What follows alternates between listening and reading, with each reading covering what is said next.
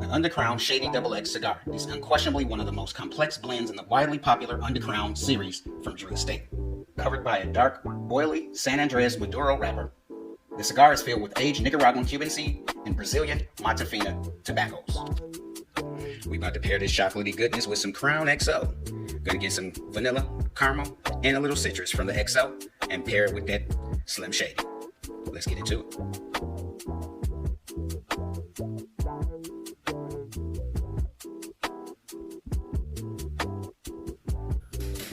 What up, dog? It's your boy Q Morgan in the building. This is Blowing the Budget. Here we highlight those budget-friendly cigars as well as introduce our new smoker friends to this cigar lifestyle.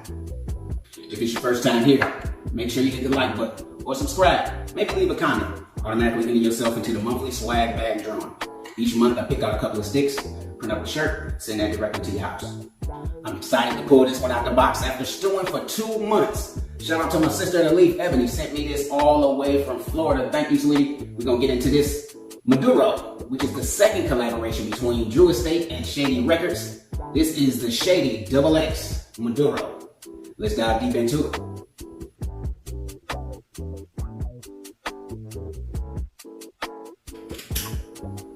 I want to welcome all my smoker friends to Blowing the Budget. Here we highlight those budget-friendly cigars as well as those premium sticks that appears on everybody's wish list.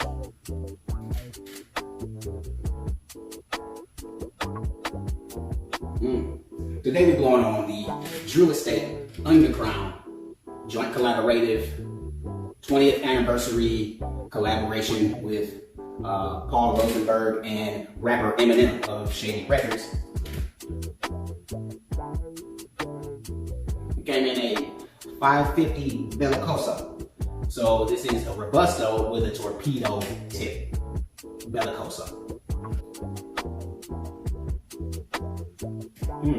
Right off the bat, I'm picking up a nice cocoa, a pepper tinge on my Retrhale, and of course there is a small note of like a spice of some sort, maybe like a cinnamon or nutmeg. Not exactly sure on that one yet.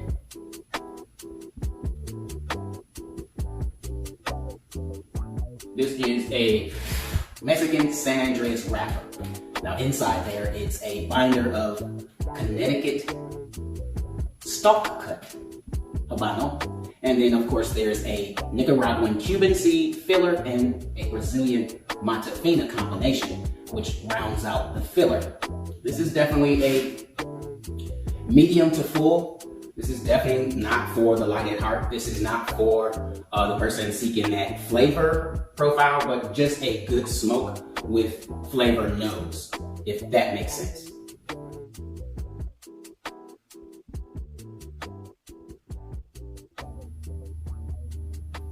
However you enjoy your cigars, do you. Today we're pairing with some Canadian Crown Royal. This is the XO. They say it's a blend of 50 different distinctive Canadian whiskeys within the Crown Royal barrel house. It's smooth, no burn.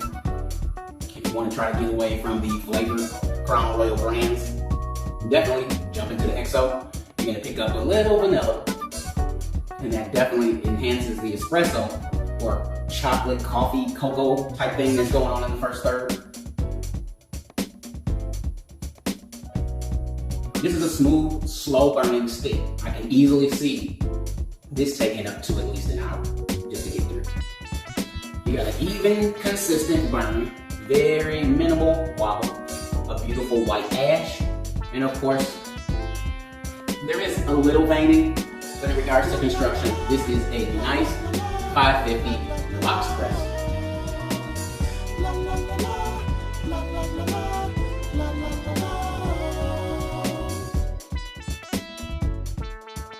Alright, today, we're going to do something different. We're going to actually break down the flavor composition of this particular Drew Estate Shady XX. So of course, we're going to start with the binder. It is a Connecticut Habano. There's a description that says it's stalk cut, and that is possibly where on the stalk it is harvested. Now, of course, a Connecticut leaf only speaks to how it's grown. Usually Connecticut leaves are grown under some form of protection from direct sunlight, which makes it a little more golden in color. So if you think Macanudo or Monte Cristo, those brighter colored cigars. However, there is Connecticut Habano in this particular composition. Now, the flavors for Connecticut would usually be woody, spicy, you may pick up some cedar notes. But then, of course, there's the Connecticut Habano or Habano component. Now, the Habano is similar in color to Corojo and is also from Cuba. But it's also grown now in Nicaragua. So these leaves produce a heavy spiciness. You're gonna get a really heavy spice from a Connecticut Habano. And that's basically how you can kind of gauge, determine, and understand flavor profiles in whatever cigars you pick. Now this is also a Maduro. Now Maduro is not necessarily a type of tobacco rather than a growing technique. Maduro simply means ripe or mature. Now this is the darkest of the four leaves as a result of aging, but these leaves go through a long process, kind of sometimes years in many cases, just to maintain a healthy thickness. Now, any leaf, Connecticut, Corojo, Habano, can become Maduro over time, but that designation, Corojo, Connecticut, that designates when the harvest begins for that particular leaf.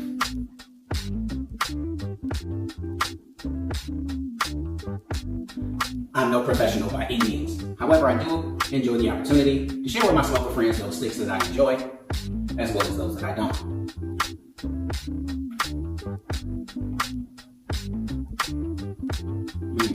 Picking up a nice earthiness on that. And of course, as far as the Shady XX, will we add this to the box?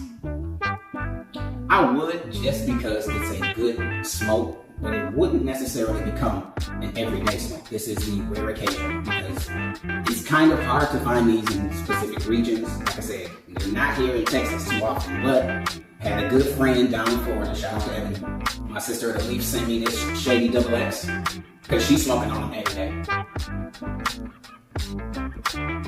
Now these retail for about $11. Definitely a little bit over the budget, but of course not breaking it. As we get into half, again, that's an even, consistent burn. A nice strong ash, and a oily sheen on that wrapper. This is definitely one to try if you run into the Shady XX. Now, of course, there is a Dogma and the Undercrown, and the Undercrown Liga series, and this is part of that. So this is in the same family with the Liga Privada number 9, Liga 52.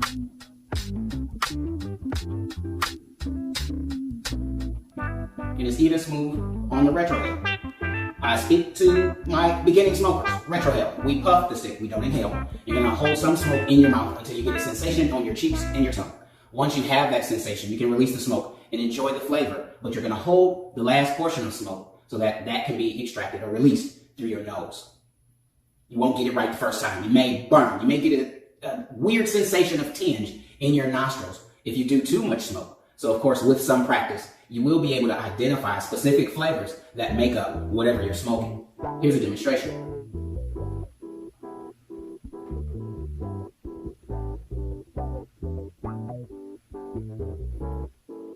Ooh.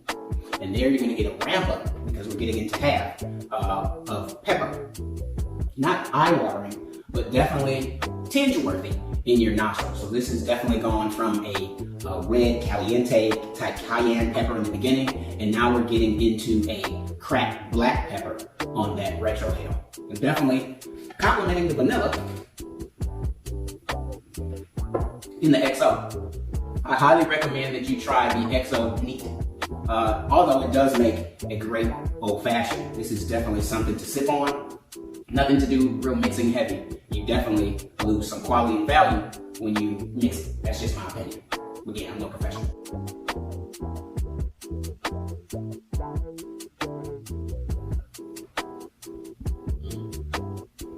There's a common misconception about darkness and strength. Now, of course, misconception is usually the darker the stick, the stronger the flavor profile. Now this couldn't be further from the truth. This myth typically revolves around natural cigars and Maduro cigars. Let me explain. Any given cigar can contain up to 5, maybe more, different types of tobacco in just the filler alone. So take that into account. Add the binder, and then you have wrapper combinations. Any one of these levels could definitely, let alone the combination of all of these different leaves, significantly, it'll contribute to an overall strength. So that's why I kind of dove into the 4 different types. Of course, there are variants and different strength classifications, but those basic 4 is what you would kind of use your flavor wheel for. I did a video for the flavor wheel. Check that out. Using your flavor wheel, you'll be able to distinguish floral notes, citrus notes, chocolate and coffee notes, earthy notes such as wood, cedar, oak.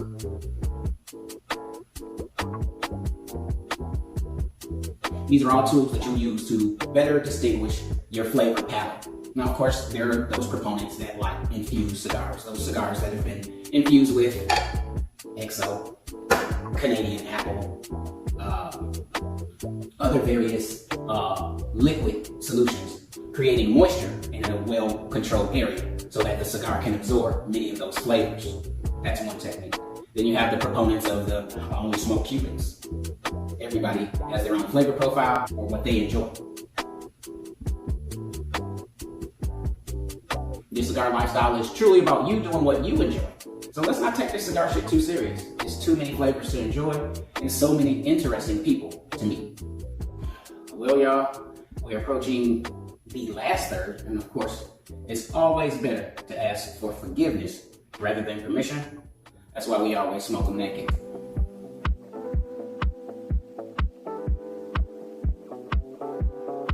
Well, y'all, what's going on in social media? We have come to the era of the challenge. There was the mannequin challenge. There's now the scholarship challenge. And of course, the milk crate challenge. Y'all see this one?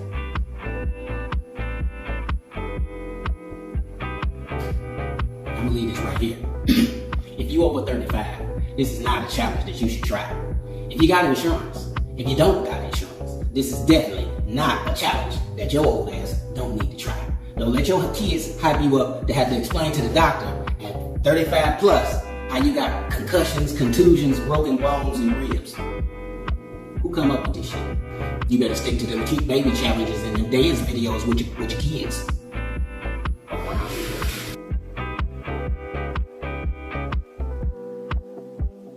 Alright, y'all, we're coming up on that last third, getting through half. I'm picking up a bold spiciness on my tongue. There's a pepper increase. Like I said, this went from a red pepper or cayenne type of hot to a more cracked black pepper as we got into half. There's a nutty ramp up, and of course that woody flavor is consistent throughout the stick. Haven't actually determined what wood that is, but it's kind of like a barbecue. So you're thinking a hardwood, a mesquite of some sort. Something that you would barbecue with. And of course, smoking too much, too heavy, picking up a little hiccups and heartburn due to the combination of my XO and this medium to full body Undercrown Shady XX. This is a Mexican San Andreas wrapper, a Connecticut stalk cut Habano binder, and Nicaraguan Cuban seed, and combine that with Brazilian Montefina to make up the filler. This is a 550 Bellicoso. So it came in a Robusto size, but it had a torpedo tip. And I guess that's what made it Bellicoso. This is a medium to full body classification at about $11. So of course this is the higher end of the budget without breaking it. Even consistent burn, no touch-ups needed here. Little runaway. And of course, the ash held strong through half. We just getting into the last third, and this is what we got left on the ash. Overall, definitely, I would add this to the box for the just Detroit nostalgia. Everything Detroit I represent to the fullest, but this is definitely a good smoke. It's not one of those novelty boutique bullions just because someone has thousands of dollars to throw toward marketing and promotion. This is a good stick.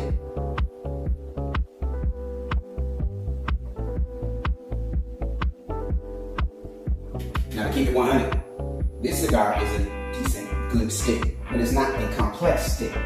Flavor transitions, they do change, but it's not a blending of fine tobacco, in my opinion. I'm getting different flavor notes as the cigar goes through, and we're now getting into a more full flavor in regards to this last third. Not quite at the home stretch, but we are approaching nonetheless.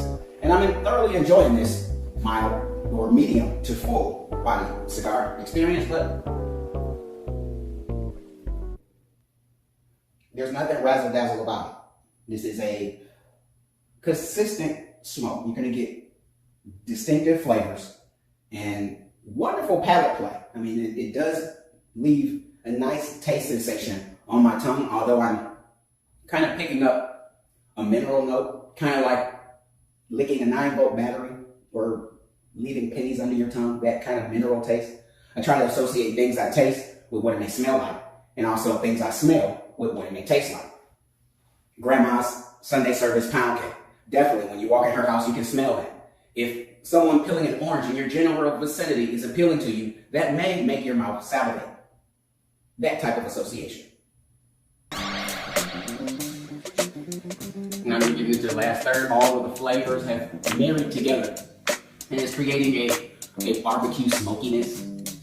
Again, associating flavors with what it may smell like. I'm kind of picking up on the steak barbecue type flavor in this last third, but you may get something different, and that's what makes this cigar smoking experience so unique. We're gonna finish out this last third, sip this last little swallow of XO. I hope you enjoyed this edition of Blowing the Budget. Whatever you're doing in the cigar lifestyle, y'all, make sure you keep it smoking. Let's not sweat this cigar shit too serious. As always, it's your boy Q Morgan in the building. Peace out.